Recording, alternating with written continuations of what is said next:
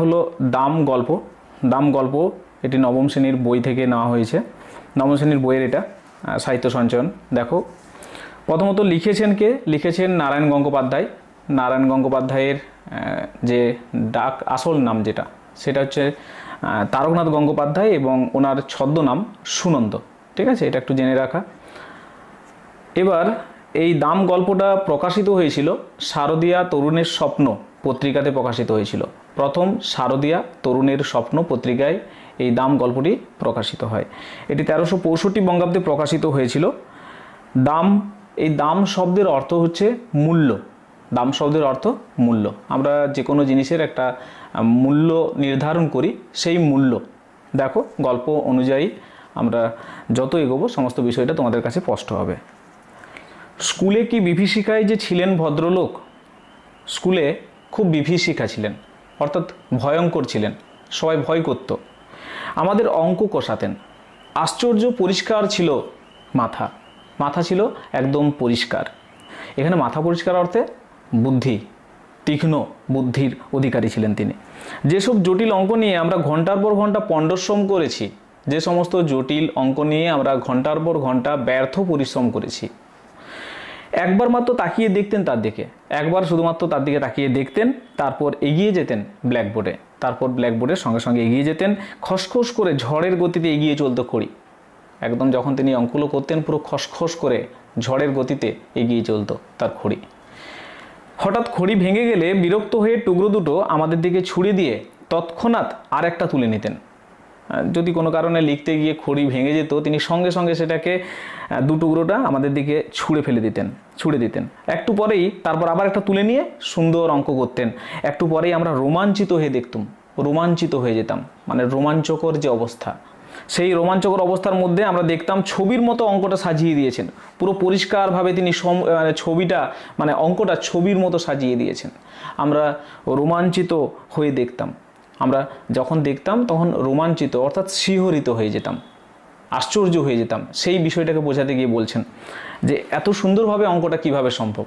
আমরা যেটাকে অঙ্কটা করতে গিয়ে ঘন্টার পর ঘন্টা ব্যর্থ পরিশ্রম করেছি, তিনি একবার মাত্র সেটার দিকে তাকিয়ে তারপর এগিয়ে যেতেন এবং খসখস করে সেই অঙ্কটাকে ছবির মতো তুলে ধরতেন। পৃথিবীতে যত অঙ্ক ছিল সব যেন ওর মুখস্থ।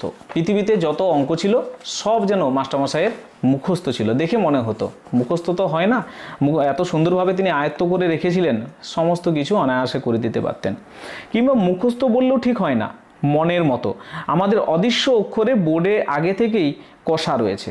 মনে হতো, বলতে চাইছেন কিংবা মুখস্থ বললেও ঠিক হয় না, মনে হতো আমাদের অদৃশ্য অক্ষরে বোর্ডে আগে থেকেই কষা রয়েছে। মনে হতো যেন বোর্ডে আগের থেকে অঙ্কটা কষা রয়েছে, তিনি শুধু ওই বোর্ডের উপরে চক বুলিয়ে যাচ্ছেন। একটা নতুনভাবে যেন অঙ্কটাকে তিনি এমনভাবে করছেন, মনে হতো যেন কোনো ব্যাপারই নয় যে তিনি একটা নতুন অঙ্ক করছেন, এটা মনে হতো না। মনে হতো যেন আগের থেকে বোর্ডে লেখা রয়েছে, এত সুন্দরভাবে করতেন। মাস্টারমশাইয়ের অঙ্কের প্রতি যে পারদর্শিতা, এই সমস্ত বিষয়গুলো এখানে তুলে ধরা হচ্ছে। অথচ উনি দেখতে পাচ্ছেন ঠিক, মানে ওই মনে হতো যে আমাদের মনে হতো যেন অদৃশ্যভাবে বোর্ডে লেখা রয়েছে আর মাস্টারমশাই তার উপরে খড়ি বুলিয়ে যাচ্ছেন। আমরা দেখতে পাচ্ছি না, কিন্তু মাস্টারমশাই যেন দেখতে পাচ্ছেন আর সঙ্গে সঙ্গে তার উপর খড়ি বুলিয়ে চলেছেন। অঙ্কে যারা 100-র মধ্যে 100 পায়, ওর ভয়ে তারাই ততস্থ হয়ে থাকতো। যারা অঙ্কে 100-র মধ্যে 100 পায় তারাই ওনার ভয়ে ত্রস্ত, ভীত হয়ে থাকতো। যারা 100-র মধ্যে 100 পায় তারাও ভীত হয়ে থাকতো। আর আমাদের মতো যেসব অঙ্ক বিশারদদের টেনে টুনে কুড়িয়ে উঠতে চাইতো না, তাদের অবস্থা সহজেই কল্পনা করা যেতে পারে। আমাদের মতো যারা রয়েছে, যাদের অঙ্কে খুবই খারাপ অবস্থা, আমরা হচ্ছে অঙ্কে বিশারদ, অঙ্কে পারদর্শী, মানে একটু ঠাট্টা করে বলছেন, মজা করে বলছেন। আমরা অঙ্কে এতই পারদর্শী যে আমাদের টেনে টুনে কুড়িয়ে উঠতে চাইতো না, তাদের অবস্থা সহজেই কল্পনা করা যেতে পারে। প্রকাণ্ড হাতের প্রচণ্ড চর খেয়ে মাথা ঘুরে যেত। মাস্টারমশাইয়ের হাত ছিল প্রকাণ্ড, সেই প্রকাণ্ড হাতের প্রকাণ্ড চর খেয়ে মাথা ঘুরে যেত, কিন্তু কাঁদবার জো ছিল না, কিন্তু কাঁদবার কোনো উপায় ছিল না। চোখে এক ফোঁটা জল দেখলেই ক্লাস ফাটিয়ে হুঙ্কার ছাড়তেন। চোখে এক ফোঁটা যদি জল দেখতে পেতেন, মানে চোখে যদি কোনো ছাত্রর যদি চোখে জল দেখতেন, তাহলে সঙ্গে সঙ্গে হুঙ্কার ছাড়তেন। পুরুষ মানুষে অঙ্ক পারিস নে, তারপর কাঁদতে লজ্জা করে না, এখনই পা ধরে স্কুলের পুকুরে ছুঁড়ে ফেলে দেবো। এইভাবে তিনি ভয় দেখাতেন ছাত্রকে। কোনো ছাত্র তার কাছে যদি অঙ্ক না পেরে কান্নাকাটি করতো, তিনি এইভাবে তাদেরকে ভয় দেখাতেন। তোমরাও যখন স্কুলে পড়াশোনা করেছো তোমাদেরও কোনো মাস্টারমশাইয়ের কথা এভাবে মনে পড়তে পারে। আমার ব্যক্তিগত জীবনে এরকম এক মাস্টারমশাইয়ের কথা আমার মনে পড়ে। উনি, তোমাদের একটু এই প্রসঙ্গে জানিয়ে দিই, উনি প্রচুর পরিমাণে পান খেতেন। সবসময় ধুতি পাঞ্জাবি পরা মাস্টারমশাই, ওনার প্যাকেটে একটা পানের ডিব্বা থাকতো, সেখানে অনেকগুলো পান সাজানো থাকতো। ক্লাসে এসে পরে প্রথমে তিনি বেশ কয়েকটা পান নিতেন, মানে দুটো নিলে তো দুটো বা তিনটে একসাথে পান নিয়ে নিতেন, দেখতাম বেশ কয়েকটা নিয়ে নিতেন, খেতেন। এবং আমাদের সামনে যখন কারো বই চাইতেন, আমরা অনেকে ওনার ওই ক্লাসে আমরা চেষ্টা করতাম একটু পিছন দিকে বসার, বই না দেওয়ার জন্য, কারণ উনি বই নিলে বইয়ের উপরে সেই পানের একটা ছোপ পড়ে যেত আর কি। তো যাই হোক, অঙ্ক তিনি করতেন একদম ছবির মতো, যেটা এখানে বলা হয়েছে। এত সুন্দর অঙ্ক করতেন, এত সুন্দরভাবে অঙ্ক বোঝাতেন, মানে আমাদের এখনও মনে পড়ে। তো এরকম এক অভিজ্ঞতা আর কি, সেই জন্য তোমাদের এটা বললাম। এরকম তোমাদের অভিজ্ঞতা থাকতে পারে। তো সেই অঙ্কের মাস্টারমশাইয়ের কথাই এখানে বলা হচ্ছে। তা উনি পারতেন, এরপরেই বলা হচ্ছে তা উনি পারতেন। যদি প্রশ্ন আসে তা উনি পারতেন, কি পারতেন? না কোনো ছাত্রকে ধরে তার পা ধরে স্কুলের পুকুরে ছুঁড়ে ফেলে দেওয়া, এটা উনি পারতেন। কেন মনে হতো? না ওর চরের জোর থেকেই আমরা তা আন্দাজ করে নিয়েছিলাম। মাস্টারমশাই মাঝে মধ্যে চর দিয়েছেন, কিন্তু কাউকে স্কুলের পুকুরে ছুঁড়ে ফেলে দেননি, কিন্তু চরের যা জোর সেটা দেখেই আমাদের ধারণা হয়ে গিয়েছিল যে মাস্টারমশাই পারেন, মাস্টারমশাই প্রচুর শক্তি, অনায়াসে পা ধরে স্কুলের পুকুরে ছুঁড়ে ফেলে দিতে পারেন। পুরুষ মানুষ হয়ে অঙ্ক পারে না এমন অঘটন কল্পনাও করতে পারতেন না মাস্টারমশাই। পুরুষ মানুষ, সে আবার অঙ্ক পারে না, এইরকম অঘটন, এরকম একটা দুর্ঘটনা তিনি কখনো কল্পনা করতে পারতেন না। বলতেন প্লেটোর দোরগোড়ায় কি লেখা ছিল জানিস? বলতেন গ্রিক দার্শনিক যে প্লেটো, তিনি গণিতজ্ঞও ছিলেন। সেই গ্রিক দার্শনিক প্লেটোর দোরগোড়ায় কি লেখা ছিল জানিস? প্লেটো তিনি সক্রেটিসের ছাত্র, আবার অ্যারিস্টটলের শিক্ষক। সেই প্লেটো গ্রিক দার্শনিক, তো তার দোরগোড়ায় কি লেখা ছিল জানিস? এরকমভাবে ছাত্রদের বলতেন যে অঙ্ক জানে না এখানে তার প্রবেশ নিষেধ। প্লেটোর দোরগোড়ায় লেখা থাকতো যে এখানে যে অঙ্ক জানে না এখানে তার প্রবেশ নিষেধ, সে এখানে প্রবেশ করতে পারবে না। স্বর্গের দরজা তো ঠিক ওই কথাই লেখা রয়েছে, যদি সেখানে যেতে চাস তাহলে। মাস্টারমশাই আবার ছাত্রদের বলতেন যে জানিস স্বর্গের দরজা তো ওইরকম লেখা আছে যে অঙ্ক জানে না তার প্রবেশ নিষেধ। মাস্টারমশাই কীভাবে এই স্বর্গের খবরটা পেয়েছিলেন তারপরেই বলছেন আমাদের লেখক নারায়ণ গঙ্গোপাধ্যায়। স্বর্গের খবরটা মাস্টারমশাই কোত্থেকে জোগাড় করলেন তিনিই জানেন। আর প্লেটো যে কে, সেই সময় আমরা ছাত্র, আমাদের কাছে প্লেটো কে, তার দরজা দিয়ে ঢুকতে না পারলে কি ক্ষতি হবে, এই সমস্ত নিয়ে আমাদের কিন্তু তখন কোনো রকম প্রশ্ন আসেনি, অর্থাৎ আমরা এই নিয়ে কোনোদিন মাথা ঘামাইনি। সে সময় মনে হতো এটা একটা বিরাট ব্যাপার যে অঙ্ক না জানলে প্লেটোর দরজায় আমরা প্রবেশ করতে পারবো না, বা স্বর্গের দরজায় প্রবেশ করতে পারবো না।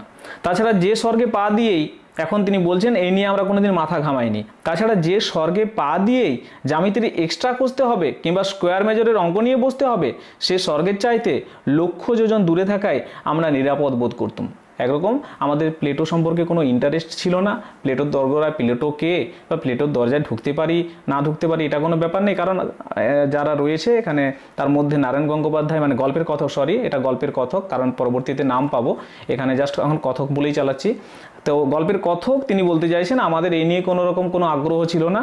আর আমরা মনে করতাম যে স্বর্গে যদি পা দিয়েই যদি জ্যামিতির এক্সট্রা কষতে হয়, জ্যামিতির যে এক্সট্রা জ্যামিতিগুলো থাকে, যেগুলো অতিরিক্ত জ্যামিতিগুলো থাকে, সেই জ্যামিতি কিংবা স্কোয়ার মেজরের যে অঙ্ক থাকে, ক্ষেত্রফল সংক্রান্ত যে পরিমিতির অঙ্কগুলো রয়েছে, স্কোয়ার মেজরের যে পরিমিতির অঙ্ক, সেগুলো নিয়ে বসতে হবে স্বর্গে পা দিয়েই, সেরকম স্বর্গের চাইতে লক্ষ যোজন দূরে থাকায় শ্রেয় বলে মনে করতাম অনেক দূরে থাকায়। লক্ষ যোজন একটা জাস্ট শব্দ হিসাবে এখানে ব্যবহার করা হচ্ছে, লক্ষ যোজন এটা একটা জাস্ট দূরত্বের মতো, এটা 100,000 এরকম একটা দূরত্ব বোঝাতে গিয়ে লক্ষ যোজন শব্দটা ব্যবহার করা হয়, অনেকটা দূরত্ব। ওইরকম স্বর্গের থেকে আমরা অনেক দূরে থাকায় নিরাপদ বোধ করতাম। ম্যাট্রিকুলেশনের গণ্ডি পার হয়ে অঙ্কের হাত থেকে রেহাই পেলাম।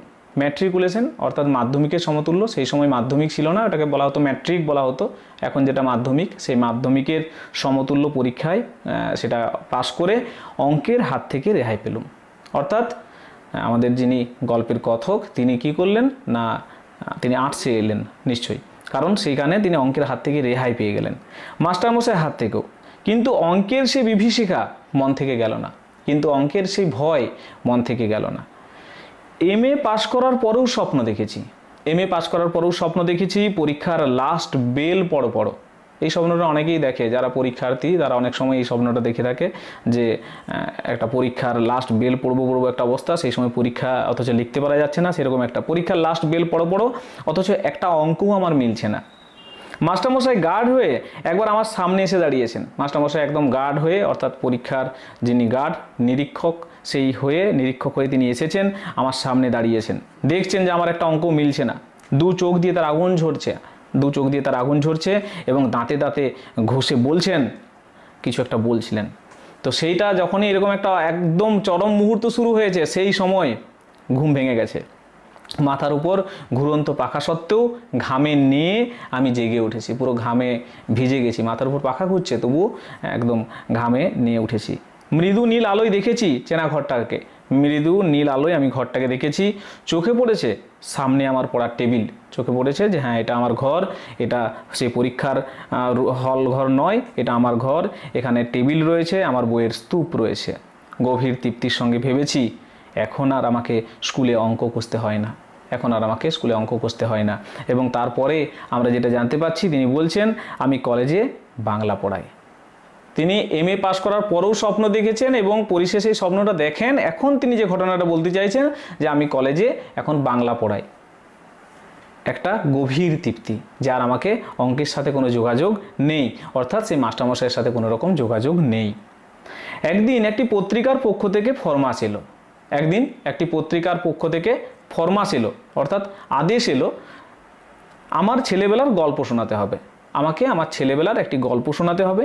আমি জানালাম লেখক হিসাবে আমি নিতান্ত সামান্য ব্যক্তি। আমি বললাম লেখক হিসাবে তো আমি খুবই একজন ছোটোখাটো ব্যক্তি, আমার ছেলেবেলার গল্পে কারো কোনো কৌতূহল নেই, আমি তো আর বড় কোনো সাহিত্যিক নই যে আমার ছেলেবেলার গল্প শুনবে। যেমন রবীন্দ্রনাথের ছেলেবেলা আমাদের সকলের একটা আগ্রহ রয়েছে, তো লেখক হিসাবে আমি খুব সামান্য ব্যক্তি, আমার ছেলেবেলার গল্প কে শুনবে? তাছাড়া এমন কোনো স্মরণীয় ঘটনা ঘটেনি যে আসর করে তা লোককে শোনাতে পারি, এমন কোনো বিখ্যাত আমার জীবনে কোনো ঘটনা ঘটেনি যেটা আমি সবারকে আসর একটা বসিয়ে সবাইকে শোনাবো, এরকম কোনো হয়নি। কিন্তু পত্রিকার কর্তৃপক্ষ ছাড়লেন না। তারা জানালেন সাহিত্যের ইন্দ্র, চন্দ্র, মিত্র, বরুণেরা কেউ তাদের বিশেষ পাত্তা দেয়নি। তিনি জানালেন যে সাহিত্যের যারা বড় বড় পদাধিকারী, যারা বড় বড় সাহিত্যিক রয়েছে, যেমন এখানে জাস্ট কয়েকটা নাম বলতে চাইছেন, নাম এই ইন্দ্র যেমন স্বর্গের দেবতাদের নাম, সেই রকম সাহিত্যের যারা বড় বড় দেবতা সেই অর্থে এই শব্দগুলো ব্যবহার করেছেন। ইন্দ্র, চন্দ্র, ইন্দ্রদেব, চন্দ্রদেব, মিত্র, এখানে মিত্র বন্ধু, বরুণ দেব, কেউ তাদের বিশেষ পাত্তা দেয়নি। অতএব আমি ভাবলুম তাহলে নির্ভয়ে লিখতে পারি। অর্থাৎ সাহিত্যে যারা রথী মহারথী, এরকম ইন্দ্র, তারপরে চন্দ্র, মিত্র, বরুণ, যারা বড় বড় সাহিত্যের রথী মহারথী রয়েছেন, তারা কেউ পাত্তা দেয়নি বই পত্রিকাকে। তখন আমাদের গল্পের কথক তিনি ভাবছেন তাহলে আমি নির্ভয়ে লিখতে পারি, অতএব ভয় নেই। তাছাড়া ওরা নিজেরা ছাড়া ওদের কাগজের বিশেষ পাঠক নেই। আরেকটা সুবিধা এখানে আমাদের এই যে তিনি ভাবছেন যে আমি যে গল্পটা লিখব, আমার ছেলেবেলার যে কাহিনীটি লিখব, সেটা কিন্তু পড়তে পাবে খুব অল্প কিছু পাঠক, নিজেদের কিছু পাঠক গোষ্ঠী আছে তারা। সুতরাং আমার আত্মকথা কারো কাছে স্পর্ধার মতো মনে হবে না। সুতরাং সেই লেখাটা যদি আরও অনেক বড় বড় লেখকদের কাছে যেত, গিয়ে তখন তার মনে হতো যে একজন ছোটোখাটো সাহিত্যিক, সে আবার কত স্পর্ধা করে তার ছেলেবেলার একটা গল্প লিখেছে। অর্থাৎ এইটা কারো মনে হবে না। কয়েকটি ঘরোয়া মানুষের কাছে ঘরোয়া গল্প বলবো, কয়েকটা ঘরোয়া মানুষের কাছে, একটা ছোটোখাটো পাঠক সমাজের কাছে আমি ঘরোয়াভাবে একটি গল্প উপস্থাপন করব। ওটা প্রীতির ব্যাপার, অর্থাৎ ভালোবাসার ব্যাপার। এটা কোনো পদমর্যাদা নয়, এখানে কোনো পদের যে মর্যাদা, বড় ছোটোর যে ব্যাপার, এসব কিছু নেই। কাগজ কলম নিয়ে বসে গেলুম। অনেক সময় এই লাইনটা চলে আসে, কাগজ কলম নিয়ে বসে গেলুম। এটা তপনের সেই জ্ঞানচক্ষু গল্পের সাথে অনেক সময় মিল খুঁজে পাওয়া যায়, অনেক সময় ভুল উত্তর চলে আসে স্টুডেন্টদের কাছ থেকে, এটা একটু খেয়াল রাখবে। মনে এলো মাস্টারমশাইয়ের কথা, লিখলুম তাকে নিয়েই। মাস্টারমশাইয়ের কথা মনে পড়লো, তাকে নিয়ে লিখলাম। আর ছেলেবেলার গল্প বললে তো সেই মাস্টারমশাইয়ের কথা মনেই পড়বে, কারণ জীবনে একটা বড় দাগ কেটে রেখেছেন মাস্টারমশাই। ছবিটা যা ফুটলো তা খুব উজ্জ্বল নয়। তিনি যেটা লিখলেন সেখানে মাস্টারমশাইয়ের সেই কথা খুব একটা উজ্জ্বলভাবে ফুটে ওঠেনি। লিখবার সময় কল্পনার খাদ কিছু মিশিয়ে নিলুম, সেখানে মিশিয়ে নিলুম। সেটা বলাই বাহুল্য, এটা হয়েই থাকে যখন কোনো কিছু লেখা হয়, সেখানে কল্পনা মিশাতেই হয়। কিছু কল্পনা মিশালাম এবং সেই কল্পনাটা তুলনামূলক একটু বেশি বলা যেতে পারে, কারণ মাস্টারমশাইয়ের যেটা বিষয় সেটা কিন্তু খুব একটা উজ্জ্বলভাবে ফুটে ওঠেনি। সেই সঙ্গে সৎ উপদেশটুকুও একটুও বর্ষণ করেছিলাম, সেই সাথে একটু সৎ উপদেশ দিয়েছিলাম লেখক আমাদের গল্পের কথক তিনি কিছু সদ উপদেশ দিয়েছেন তার সাথে। কি বলতে চেয়েছেন? বলতে চেয়েছেন মূল কথাটা এই ছিল যে অহেতুক তাড়না করে কাউকে শিক্ষা দেওয়া যায় না, অহেতুক কাউকে তাড়না করে জোর করে একটু জোর করে করে কাউকে কখনো শিক্ষা দেওয়া যায় না। গাধা পিটিয়ে ঘোড়া করতে গেলে গাধাটাই পঞ্চত্ব পায়, যেটা গাধা সেটাকে হাজার পিটানো হোক সেটা গাধাই থাকবে, সেটা ঘোড়া হবে না। এই মানে দর্শনটা এখানে তিনি দেখাতে চাইলেন যে যেটা গাধা তাকে পিটালে সে গাধাই থাকবে এবং বেশি যদি পিটাতে থাকে সেটার পঞ্চত্ব অর্থাৎ মৃত্যু ঘটবে। অর্থাৎ সেই জন্য যে স্টুডেন্টের যেমন দক্ষতা তাকে সেই রকমই ছেড়ে দেওয়া দরকার, তাকে জোর করে করে কখনো কোনো কিছু করা যায় না। তার প্রমাণ আমি নিজেই, এবং তিনিও নিজের প্রমাণ দিলেন যে আমাকে এরকম জোর করে শিখিয়ে আমি কোনো কিছু অঙ্ক কিন্তু শিখতে পারিনি। মাস্টারমশাই আমাকে এত প্রহার করেও অঙ্ক শেখাতে পারেননি, বরং যা শিখেছিলাম তাও ভুলেছি। এখন 2 আর 2 4 না 5 হয়, তাই নিজের মধ্যে সন্দেহ জাগে। অর্থাৎ অঙ্ক একটু শিখতে পারিনি। একটা সহজ 2 আর 2 কত হয় আমাকে দুবার ভাবতে হয় সেটা, যে 4 হবে না 5 হবে। পত্রিকার কর্তৃপক্ষ খুশি হয়ে আমাকে 10 টাকা দক্ষিণা দিয়ে গেছেন। পত্রিকার কর্তৃপক্ষ খুব খুশি হয়েছেন গল্পটা দেখে এবং 10 টাকা দক্ষিণা দিয়েছেন। 10 টাকা দক্ষিণা পাওয়া গেছে মাস্টারমশাইয়ের কাছ থেকে, এইটুকুই আমার নগদ লাভ। মাস্টারমশাই আমার জীবনে তো অঙ্ক কিছু দিতে পারেননি, আমাকে এতদিনে 10 টাকা একটু লাভ দিয়েছেন। এইভাবে মাস্টারমশাইয়ের মূল্য নির্ধারণ করছেন গল্পের কথক। মাস্টারমশাইয়ের যে অপরিসীম অবদান একজন স্টুডেন্টের কাছে, সেই স্টুডেন্ট কিন্তু মাস্টারমশাইয়ের মূল্যায়ন করছেন এইভাবে যে তিনি আমাকে জীবনে 10 টাকা দিয়েছেন, কিছুই দিতে পারেননি। তারপরে আরও অনেক দিন পার হয়ে গেল, সেই লেখার কথা ভুলে গেলাম। তারপর অনেক দিন পার হয়ে গেল, সেই লেখার কথা ভুলে গেলাম মাস্টারমশাইকেও, মাস্টারমশাইয়ের কথাও ভুলে গেলাম এবং নিজের কাজে ব্যস্ত রয়েছি। বয়স বেড়েছে, আস্তে আস্তে বয়স বেড়ে গেছে। বিনিদ্র রাত্রি যাপনের মতো অনেক সমস্যা এসে দেখা দিয়েছে জীবনে। বিনিদ্র, বিনিদ্রা অর্থাৎ নিদ্রাহীনতা, নিদ্রাহীন রাত্রি যাপন অর্থাৎ বয়স যখন বাড়ে অনেক সময় রাতে ঠিকঠাক ঘুম হয় না, সেরকম সমস্যা জীবনে দেখা দিয়েছে। বর্তমানে দাবিটা এত বেশি জোরালো যে স্মৃতির দিকে তাকাবার অবসর পর্যন্ত মেলে না। অর্থাৎ বর্তমানে অনেক চাপ চলে এসেছে বিভিন্ন কাজের, এবং সেই বর্তমানের দাবি মেটাতে গিয়ে আর আমার অতীতের দিকে তাকাবার কোনো সময় থাকে না। এমনি সময়ে বাংলাদেশের এক প্রান্তের একটি কলেজ থেকে ডাক এলো। এরকম সময় বাংলাদেশের এক প্রান্তের একটি কলেজ থেকে ডাক এলো, ওদের বার্ষিক উৎসব হবে সেখানে, অতএব আতিথ্য নিয়ে যেতে হবে ওখানে, অর্থাৎ অতিথি হয়ে সেখানে যেতে হবে এবং বক্তৃতা দিতে হবে, সেখানে গিয়ে বক্তৃতা দিতে হবে। এইসব উপলক্ষে বিনা পয়সায় বেড়ানো যায়, এটা একটা সুবিধা। তাছাড়া কলকাতা থেকে কেউ বাইরে গেলেই তার রাজোচিত সম্বর্ধনা মেলে, অর্থাৎ রাজার মতো সম্বর্ধনা পাওয়া যায়। সেখানে যদি কলকাতা থেকে যদি এই সব জায়গায় কেউ যায় তাকে রাজার মতো সম্মান দেওয়া হয়। এখানকার চড়ুই পাখি অর্থাৎ কলকাতা চড়ুই পাখি সেখানে গেলে রাজহাঁসের সম্মান পায়। লেখক বলছেন কলকাতা থেকে দূরত্বটা যত বেশি হয় আমাদের পক্ষে আমাদের মতো নগণ্যের পক্ষে ততই সুখাবহ। অর্থাৎ এইভাবে বিনা পয়সায় যাওয়ার একটা সুযোগ, এবং সেই সুখটা দূরত্বটা যত বেশি হবে ততই সেটা সুখাবহ হবে, অর্থাৎ বেশি সুখ পাওয়া যাবে। আমরা তুলনামূলক অনেক নগণ্য, আমাদের পক্ষে এত দূরে যাওয়া সাধারণ কথায় সম্ভব নয়, সেই জন্য লেখক এইভাবে কথাটা বলছেন। আমি সুযোগটা ছাড়তে পারলাম না। গিয়ে পৌঁছুতে চা খাবার আতিথেয়তার উচ্ছ্বাস, গিয়ে পৌঁছাতেই সঙ্গে সঙ্গে চা খাবার সমস্ত কিছু চলে এলো। অতিথি এসেছে, সে অতিথি আপ্যায়নের যে উচ্ছ্বাস দেখা যায় সেটা দেখা গেল। ছেলেরা তো এলোই, 2-4 সম্ভ্রান্ত লোক এসেও বিনীতভাবে আলাপ করে গেল। বিনয়ের সাথে 2-4 সম্ভ্রান্ত লোক এসে তার আলাপ করে গেল। এমনকি খান কয়েক অটোগ্রাফের খাতা পর্যন্ত এগিয়ে এলো। অটোগ্রাফের খাতায় গিয়ে এলো, কোনো বিখ্যাত মানুষ আসলে তাকে তার হস্তাক্ষর রাখার জন্য যে পদ্ধতি সেটা অটোগ্রাফের খাতা চলে এলো। তিনি নিজেকে এতটা উচ্চ স্থানে ভাবেননি কখনো। রোমাঞ্চিত কলেবরে শিহরিত কলেবর অর্থাৎ শরীর নিয়ে আমি স্বাক্ষরের সঙ্গে সঙ্গে বাণী বিতরণ করতে লাগলো। আমি একটা করে অটোগ্রাফ দিচ্ছি আর কিছু ভালো ভালো বাণী তাদেরকে শোনাচ্ছি। ব্যক্তি হিসাবে আমি যে এত মূল্যবান এর আগে কে ভেবেছিল সে কথা? কথক বলছেন যে ব্যক্তি হিসাবে আমি যে এত মূল্যবান সেটা আমি তো কখনো ভাবিনি। সভায় জাকিয়ে বক্তৃতা করা গেল, বিরাট একটা বক্তৃতা দেওয়া গেল সভাতে। রবীন্দ্রনাথ থেকে 12টা উদ্ধৃতি দিলাম, রবীন্দ্রনাথ থেকে বেশ খুঁজে 12টা উদ্ধৃতি দিয়ে দিলাম। কার একটা ইংরেজি কোটেশন চালিয়ে দিলাম জর্জ বার্নার্ডশো নামে একটা কার ইংরেজি কোটেশন মনে পড়েছিল, জর্জ বার্নার্ডশো নামে চালিয়ে দিলাম। দেশের তরুণদের নিদারুণভাবে জাগ্রত হতে বলে, দেশের যারা তরুণ রয়েছে তাদের জাগতে হবে, তাদেরকে আমাদের দেশের একটা অন্যতম দায়িত্ব নিতে হবে, এই সমস্ত কথা বলে তাদেরকে জাগ্রত হতে বলে যখন টেবিলে একটা প্রকাণ্ড কিল মেরে বক্তৃতা শেষ করলুম, তখন অল্পের জন্য ফুলদানিটা রক্ষা পেল। এমন বক্তৃতাটা বলে টেবিলে একটা কিল দিয়েছে, টেবিলটাতে একটা ফুলদানি ছিল, অল্পের জন্য সেটা রক্ষা পেল। আর হল ফাটানো হাততালিতে কান বন্ধ হওয়ার উপক্রম হয়েছে। বুড়ো প্রিন্সিপাল পর্যন্ত মুগ্ধ হয়ে আমাকে বললেন, ভারী চমৎকার বলেছেন আপনি, যেমন সারগর্ভ অর্থাৎ মূল বিষয়বস্তু তেমনি সুমধুর লেগেছে আপনার কথাগুলো। আমি বিনীত হাসিতে বললুম, আজ শরীরটা তেমন ভালো নেই, তাই মনের মতো করে বলতে পারলুম না। আমি একটু বিনয়ের সাথে বললাম যে আজকে শরীরটা খুব ভালো ছিল না, নাহলে আরও ভালো হতো, খুব ভালো বলতে পারলাম না। পাশে দাঁড়িয়ে থাকা ছেলেরা তো বিস্ময়ে চোখ কপালে তুললো, তারা অবাক হয়ে গেল। শরীর ভালো নেই তাতেই এরকম বললেন স্যার? শরীর ভালো থাকলে তো অর্থাৎ প্রলয় হয়ে যেত, ধ্বংস হয়ে যেত। আমি একটু উদার হাসি হাসলাম যে আমি এরকমই, যদিও মনে মনে জানি এই একটি সর্বার্থ সার্থক বক্তৃতায় আমার সম্বল, আমার এই একটি বক্তৃতা রেডি রয়েছে। সেটাকেই রবীন্দ্র জন্মোৎসব থেকে, রবীন্দ্রের যে জন্মদিন, রবীন্দ্র জন্মদিন থেকে বন মহোৎসব, বনের যে মহোৎসব অনুষ্ঠান হয়, এটাকে এদিক ওদিক করে চালিয়ে দিই, এটাই একটা আমার সম্বল। তো যাই হোক, স্তুতিতে অর্থাৎ প্রশংসায় স্ফীত মনে চায়ের পেয়ালায় চুমুক দিয়েছি। প্রশংসায় স্ফীত মনে, বুক ফুলে গেছে, মন ফুলে উঠেছে, চায়ের পেয়ালায় চুমুক দিয়ে চা খাচ্ছি। এমন সময় একটি ছেলে এসে খবর দিল, এক বুড়ো ভদ্রলোক আমার সঙ্গে দেখা করতে চান। এক বুড়ো ভদ্রলোক এসেছেন, আমার সাথে দেখা করতে চান। প্রিন্সিপাল বললেন, বেশ তো, ডেকে আনো এখানে। ছেলেটি বলল, তিনি আসতে চাইছেন না, বাইরের মাঠে দাঁড়িয়ে রয়েছেন।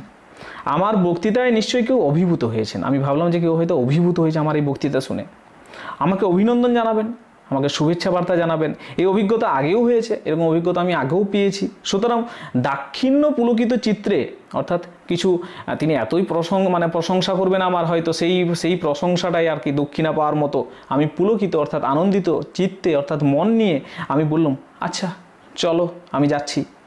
হলের বাইরে ছোট একটা মাঠ, তরল অন্ধকারে ঢাকা, হালকা অন্ধকার। হলের বাইরে বেরোতেই যে মাঠটা রয়েছে হালকা অন্ধকারে ঢাকা। অত আলো থেকে বেরিয়ে এসে প্রথমে ভালো করে কিছু দেখতে পেলুম না।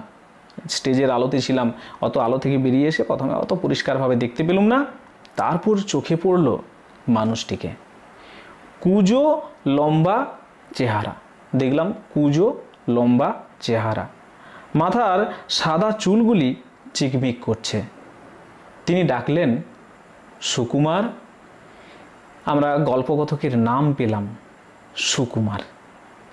এই ডাকটা শুনে সুকুমার চমকে উঠল। বলছেন, আমি চমকে উঠলাম।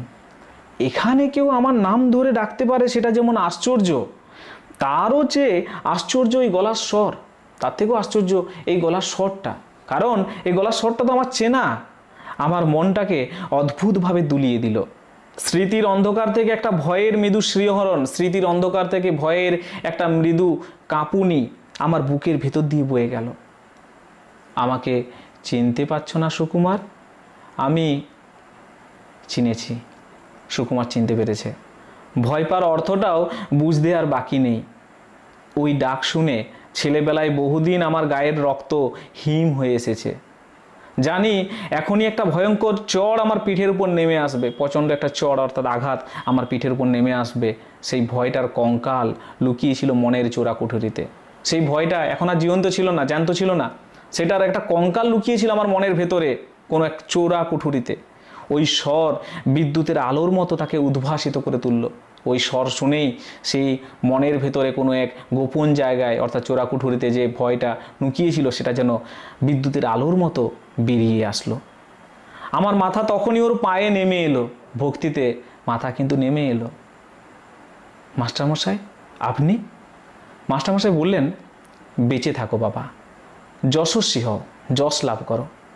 রিটায়ার করার পর এখানে এসেই মাথা গুঁজেছি। রিটায়ার করার পর অবসর নেওয়ার পর আমি এখানে এসেই মাথা গুঁজেছি, বাড়ি থেকে বেরোই না। আজ তুমি বক্তৃতা করবে শুনে ছুটে এসেছি। খুব ভালো বলেছো সুকুমার, খুব খুশি হয়েছি। কিন্তু আমি খুশি হতে পারলাম না। সুকুমার কিন্তু মাস্টারমশাইয়ের খুশিটা দেখে খুশি হতে পারল না, কারণ জানে যে আমি এই বক্তৃতাটা শুধুমাত্র বাইরের বক্তৃতা, এটা মন থেকে বক্তৃতাটা নয়। বিজ্ঞানের ছাত্র ছিলেন মাস্টারমশাই, বুদ্ধিতে ছুরির ফলার মতো ঝকঝক করতো চোখ, তীক্ষ্ণ তার চোখ ছিল, জ্ঞানের চোখ ছিল। তিনি খুঁজে নিতেন ছাত্রদের মধ্যে সে জ্ঞানের সম্ভার। আজ আমার বক্তৃতার ফাঁকা ফানুস দিয়ে যদি ওকে ভোলাতে পেরে থাকি, আজ আমার এই বক্তৃতাটা তো ফাঁকা ফানুস, কাগজের যে বেলুন, সেই বেলুন তো ভেতরে কিছু নেই, শুধু দেখতেই বড়। ওটা দিয়ে যদি ওনাকে ভোলাতে পেরে থাকি, তাহলে সেটা আমার কৃতিত্বে নয়, ওর মনেরও বয়স বেড়েছে বলে, অর্থাৎ মাস্টারমশাইয়ের বয়স বেড়ে গেছে, সেই জন্য হয়তো তিনি বুঝতে পারলেন না। তবুও অপরাধীদের মতো চাইলুম, না স্যার, আপনার সামনে। মাস্টারমশাই আমাকে বলতে দিলেন না, বললেন, তোমরাই তো আমাদের গর্ব, আমাদের পরিচয়। কিছুই দিতে পারিনি, খালি শাসন করেছি, পীড়ন করেছি, তোমাদের মেরেছি, আঘাত দিয়েছি। বলতে বলতে জামার পকেট থেকে বের করলেন একটা শতচ্ছিন্ন, যেন 100টার দিক ছিঁড়ে গেছে এরকম একটা জীর্ণ ছেঁড়া পত্রিকা। বললেন, একদিন আমার ছেলে এইটা এনে আমাকে দেখালে, পড়ে আনন্দে আমার চোখে জল এলো। কতকাল হয়ে গেল, তবু সুকুমার আমাকে মনে রেখেছে, আমাকে নিয়ে গল্প লিখেছে। সকলকে এই লেখা আমি দেখাই, বলি, দেখো দেখো, আমার ছাত্র আমাকে অমর করে দিয়েছে। মুহূর্তে আমার জীব শুকিয়ে গেল, সুকুমারের জীব শুকিয়ে যাচ্ছে। কেন?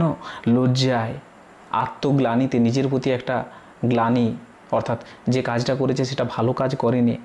আমার মাটিতে মিশে যেতে ইচ্ছে করলো, একটা কিছু বলতে চেষ্টা করলাম, কিন্তু মুখ ফুটে কথা ফুটলো না, মুখে কথা ফুটলো না। মাস্টারমশাইয়ের গলা ধরে এসেছিল, একটু চুপ করে থেকে বললেন, কি যে আমার আনন্দ হয়েছে সুকুমার, কি বলবো। তোমার এই লেখাটা সবসময় আমার সঙ্গে সঙ্গে থাকে। দু একজন বলে, যেমন ধরে ধরে মারতেন তেমনি বেশ শুনিয়ে দিয়েছে আপনাকে। আমি বলি, শোনাবে কেন, কত শ্রদ্ধা নিয়ে লিখেছে। আর সত্যিই তো, অন্যায় যদি করেই থাকি, ওরা ছাত্র, ওরা সন্তান, বড় হলে সে অন্যায় আমার শুধরে দেবে বই কি। জানো সুকুমার, আনন্দে তোমাকে আমি একটা চিঠিও লিখেছিলাম, কিন্তু পাঠাতে সাহস হয়নি। তোমরা এখন বড় হয়ে গেছো, এখন আর কিছু বলতে চাইছিলেন, আর বলতে পারলেন না। আবছা আলোটায় এখন অভ্যস্ত হয়ে উঠেছিলাম, দেখলুম মাস্টারমশাইয়ের চোখ দিয়ে জল পড়ছে। মনে হলো স্নেহ, মমতা, ক্ষমার এক মহাসমুদ্রের ধারে এসে দাঁড়িয়েছি। সুকুমার তার ছাত্রজীবনে মাস্টারমশাইকে যে দৃষ্টিভঙ্গিতে দেখেছিলেন, আজ তার নিজেও এখন কলেজের প্রফেসর, কলেজে পড়ান, তো সেই তার যে বোধ নিশ্চয়ই পরিবর্তন হয়েছে। আজ এসে তিনি দেখতে পাইলেন যে মাস্টারমশাইয়ের কত স্নেহ, মাস্টারমশাই কিভাবে ক্ষমা করে দিচ্ছেন একজন ছাত্রকে। মনে হলো এক স্নেহ, মমতা, ক্ষমার এক মহা সমুদ্রের কাছে দাঁড়িয়ে আছি। মাস্টারমশাইরা এরকমই হন, তারা স্নেহ, মায়া, মমতার এক মহা সমুদ্র হন তারা। সেই স্নেহ, যেটাকে কোটি মণিমাণিক্য দিয়েও যার পরিমাপ হয় না, সেই মমতা, যার দাম সংসারের সব ঐশ্বর্যের চাইতে বেশি, আর সেই ক্ষমা, যেটা কুবেরের সমস্ত ভাণ্ডার ধরে দিয়েও যা পাওয়া যায় না। ধন ঐশ্বর্যের দেবতা কুবের, সেই কুবেরের সমস্ত ভাণ্ডার, অর্থাৎ পৃথিবীর সমস্ত সম্পদ ধরে দিলেও এটা শোধ হয় না মাস্টারমশাইয়ের ক্ষমা। আমি সেটাকে মাত্র 10 টাকায় বিক্রি করেছিলাম, অর্থাৎ মাস্টারমশাইয়ের মূল্য আমি নির্ধারণ করেছিলাম মাত্র 10 টাকা। এই অপরাধ আমি বইব কী করে, এই লজ্জা আমি রাখবো কোথায়। অর্থাৎ যখন কোনো ছাত্র একজন শিক্ষককে মূল্যায়ন করে, সেই মূল্যায়নে কিছু ত্রুটি থেকে যায়। তারা বুঝতে পারে না যে মাস্টারমশাই যে দৃষ্টিভঙ্গিতে একজন ছাত্রকে উজ্জীবিত করতে চাইছেন, তার মধ্যে থাকা জ্ঞানের বিকাশ ঘটাতে চাইছেন, সেই বিকাশের পথে হতে পারে সেইটা হয়তো সেই বিষয়টা ছাত্রের কোনো কাজে লাগেনি, হয়তো সেই ছাত্র সেখান থেকে অঙ্ক শিখতে পারেনি, কিন্তু মাস্টারমশাই সেই দর্শনটা তার মধ্যে ছিল বলেই কোথাও না কোথাও সুকুমারের কাজে লেগেছিল। সুকুমার কলেজের প্রফেসর হতে পেরেছিল, জীবনে কিছু তো পেয়েছে। হতে পারে সেখানে এই মাস্টারমশাইয়ের কোনোই অবদান নেই, তবু এই মাস্টারমশাইরা যে কী পরিমাণে, তাদের যে কতটা মূল্য, সেই মূল্যটা ভাবা দরকার। যে একটা মাস্টারমশাই, তাকে একরকম একটা ছাত্র অপমানই করেছিল, মাস্টারমশাইয়ের যে পড়ানোর যে পদ্ধতি, সেটাকে তুলে ধরে তার কাটাছেঁড়া বিশ্লেষণ করে সেখানে বলেছিলেন যে গাধা পিটিয়ে কখনো ঘোড়া করা যায় না, তাতে গাধাটা পঞ্চত্ব প্রাপ্ত পায়। অর্থাৎ মাস্টারমশাইয়ের যে পদ্ধতিটা টোটাল ভুল ছিল, এবং সেই গল্প লিখে যখন 10 টাকা পেলেন, সেটাকে নিজে ধন্য মনে করেছিল, যাক মাস্টারমশাইয়ের কাছ থেকে আমি 10 টাকা পেলাম, অর্থাৎ মাস্টারমশাইয়ের মূল্য ছিল 10 টাকা। কিন্তু পরবর্তীতে যখন সেই মহাসমুদ্রের পাশে এসে দাঁড়ালেন, সেই স্নেহ, মায়া, মমতার মহাসমুদ্রের পাশে এসে সুকুমার দাঁড়ালো, বুঝতে পারলো কি ভুল করেছিলাম। এই স্নেহ, মাস্টারমশাইদের এই স্নেহ, মায়া, মমতা, এগুলোই তো ছাত্রছাত্রীদের সমস্ত জীবনের পথের সম্বল, এগুলোই তো পাথেয়।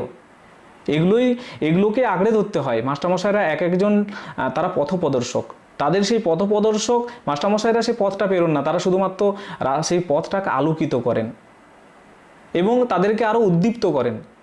তাদের মধ্যে সেই উদ্দীপ্তটা সেটা সঞ্চারিত হয় এবং তারা আস্তে আস্তে সেই রাস্তাটা পেরিয়ে যায়, অতিক্রম করে। এবং যারা পারেন তারাই যথার্থ শিক্ষক হন এবং সেই জন্য শিক্ষকের মূল্য কখনো 10 টাকা হতে পারে না। এই গল্পের মাধ্যমে এভাবেই আমাদের গল্পকার নারায়ণ গঙ্গোপাধ্যায় যথাযথ মূল্যায়ন করলেন, শিক্ষক সমাজের মূল্যায়ন করলেন। এই হলো তোমাদের দাম গল্প।